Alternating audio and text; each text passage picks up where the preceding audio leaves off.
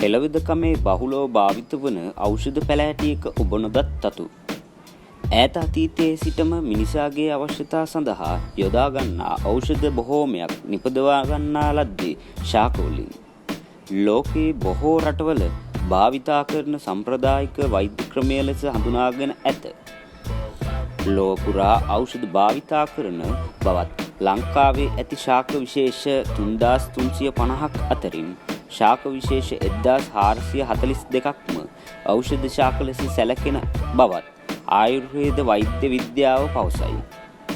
එසේ ඖෂධ ලෙස යොදා ගන්නා ශාකයක් පිළිබඳ තොරතුරු අප දැන් විමසා බලමු. කටුවැල් බටු දීර්ඝ කාලයක් තිස්සේ ඖෂධයක් ලෙස භාවිතා කරන මෙය විශාල වශයෙන් ආනයනය කරන ඖෂධයකි.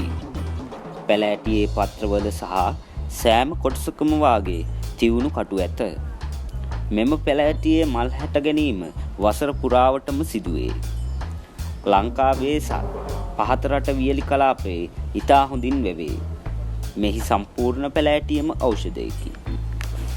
ඖෂධයක් ලෙස භාවිතා කරන අවස්ථා දැන් අපි විමසා බලමු. කැස්සට කටුවැල් බටු ආඩතෝඩ කොළ සමග තම්බා බීමට ලබා දෙයි. මුත්‍රා යාම අඩු නම් මේවා තම්බා බීමට ලබා දෙයි. ඉතින් අද මේ වීඩියෝ එක හරහා ඔබ දැනුමක් ලබා ගත්තා නම් ඔබගේ අදහස් උදහස් පහතින් කමෙන්ට් කරන්න.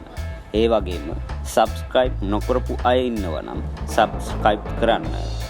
ලයික් එකකුත් දමන්න. මෙවැනි අලුත් වීඩියෝවක් හරහා නැවත හමු වීමට මත්තෙන් මම අදට සමුගන්නවා. ඔබලාට තෙරුවන් සරණයි.